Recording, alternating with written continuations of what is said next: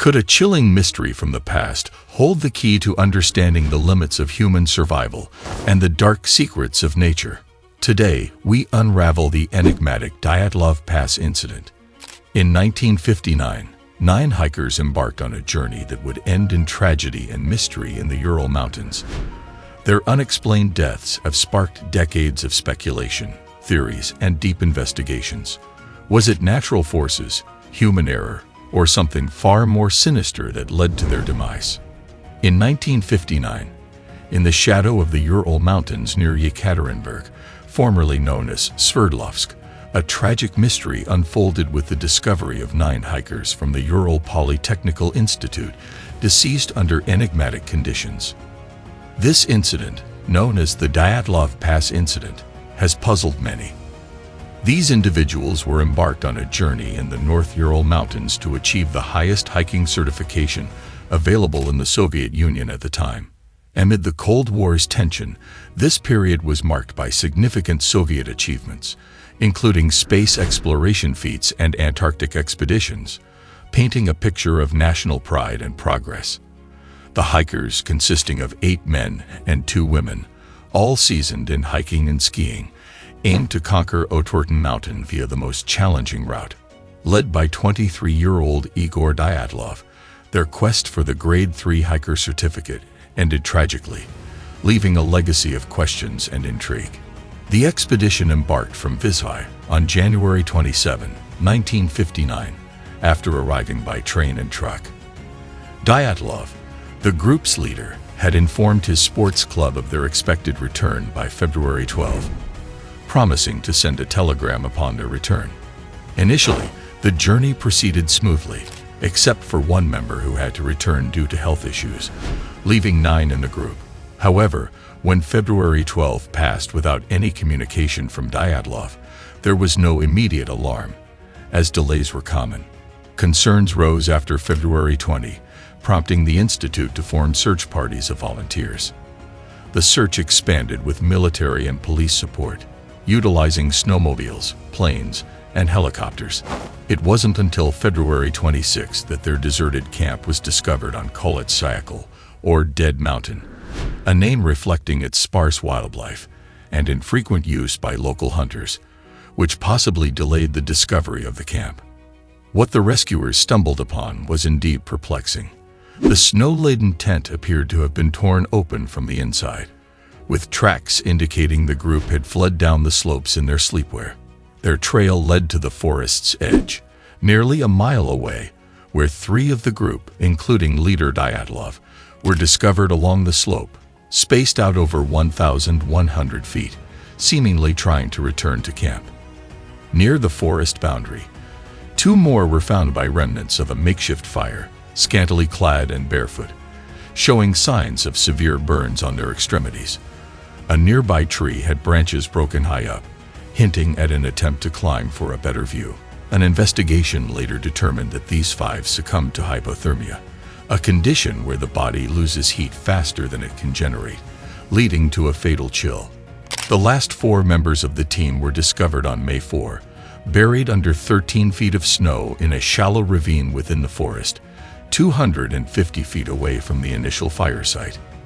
These individuals were dressed more warmly, likely having taken clothing from those who perished first. Their deaths were markedly different.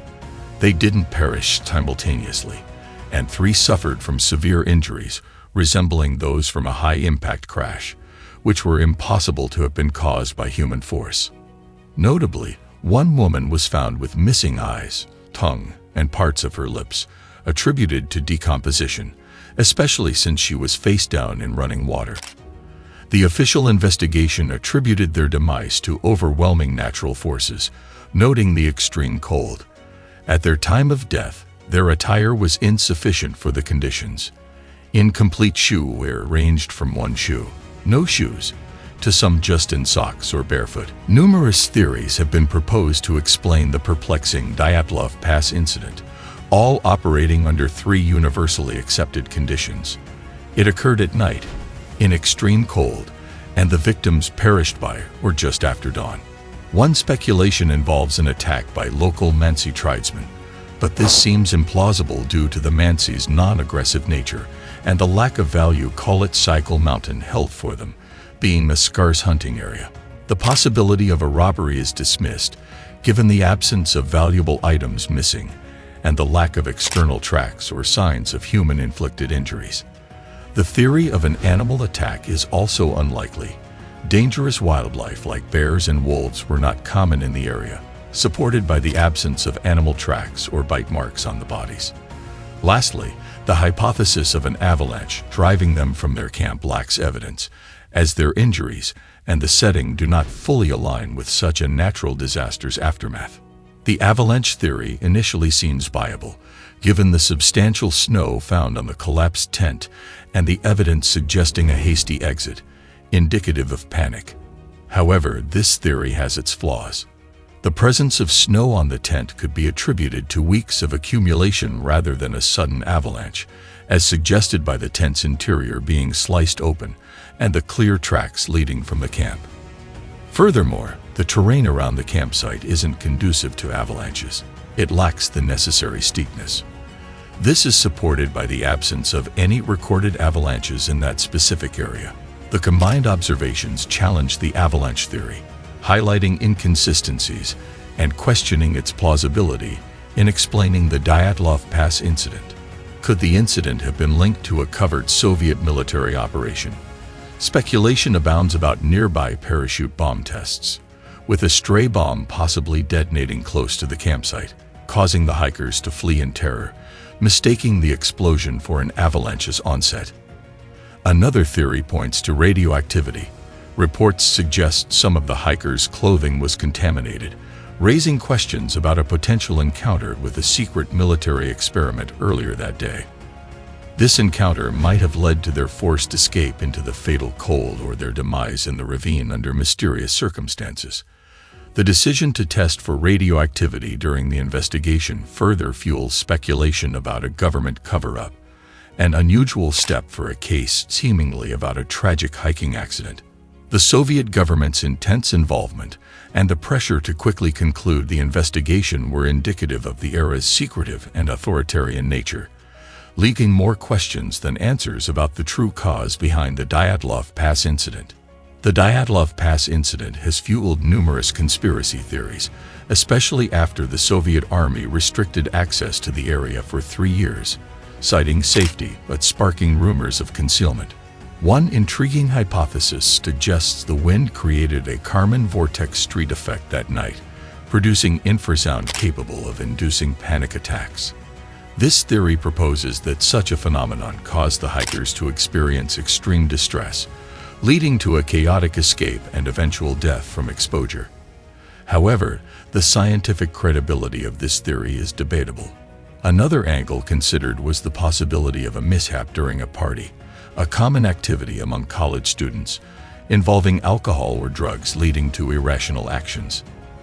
This idea was briefly entertained by investigators, but was swiftly ruled out.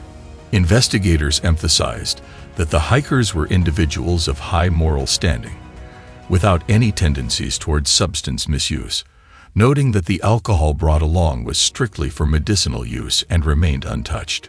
This detail feeds into the narrative that Soviet authorities might have preferred framing the incident as a noble tragedy involving virtuous young communists, rather than attributing it to the misadventures of youth engaging in excessive partying.